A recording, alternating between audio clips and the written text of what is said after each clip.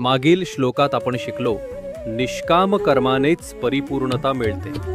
आता श्रीकृष्ण सांगतात, महान राजांनीही कर्मयोगाने मुक्ती मिळवली, कारण लोक त्यांचं अनुकरण करतात.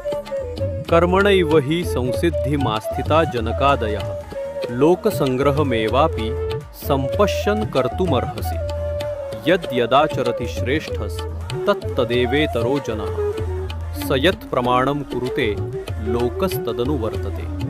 जनकासारख्या राजांनी कर्मयोगानेच मुक्ती मिळवली आणि श्रेष्ठ पुरुष जे करतात तेच लोकही करतात. म्हणून इतरांसाठी आदर्श ठेवण्यासाठीही कर्तव्य करणं आवश्यक आहे. महान राजेही मुक्तीसाठी कर्म करत राहिले, कारण लोक श्रेष्ठांचा आदर्श धरतात. म्हणून प्रत्येकाने स्वतःचं कर्तव्य पार पाडावं, फक्त स्वतःसाठी नव्हे तर समाजाच्या कल्याणासाठीही.